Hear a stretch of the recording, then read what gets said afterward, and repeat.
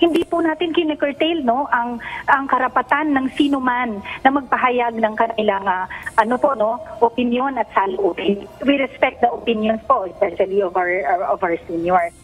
Malisyoso at walang basehan. Ganito inilarawan ng Armed Forces of the Philippines o AFP ang balitang aalisan ng retirement benefits ang mga retiradong general dahil sa mga usap-usapan ng destabilisasyon mula sa kanilang hanay.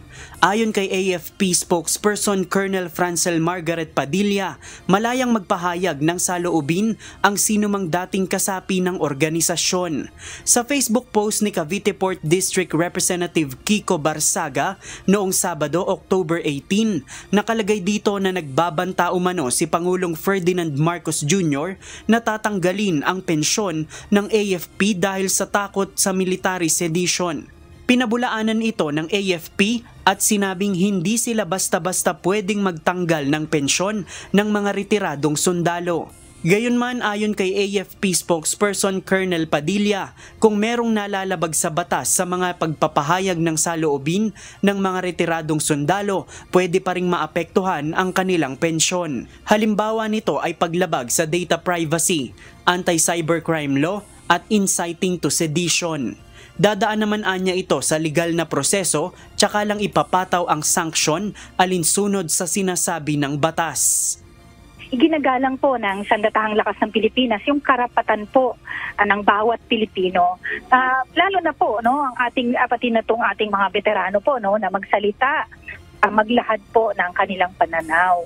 Ngunit meron po tayong mga tinatawag na red lines na sumasailalim naman po sa ating batas. Kapag ito po ay napatunayan na meron po silang nalabag na batas, tsaka lang naman po na posible po na merong epekto po dito sa ating pension system po.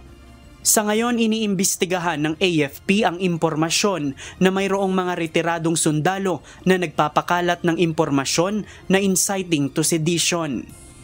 Sa ngayon po, this is a work in progress po, Ang goal nito para po tiyakin natin na ang ating pension system po ay makatarungan, tapat po na nagagamit hindi po ang sumasalungat sa batas o nakakasira po sa tiwala ng publiko o sa Sandatahang Lakas ng Pilipinas.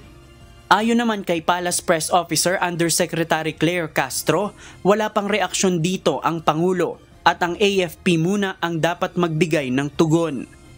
Sa ngayon po ay wala naman pong masasabi kung anong tugon ng Pangulo patungkol dyan. At ang issue po na yan ay sa AFP at kung meron silang aaralin, dapat muna po sigurong aralin. Pero inihayag din ni Yusek Castro na kapag may nagawang krimen ang sundalo ay dapat silang managot sa batas. Ngunit hindi nito ipinaliwanag kung maaaring maapektuhan nito ang pensyon ng mga sundalo.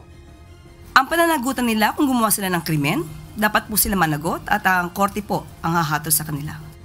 JP Nunez, UNTV, News and Rescue. Diyos ang aming sandigan, serbisyo publiko ang aming pinahahalagahan.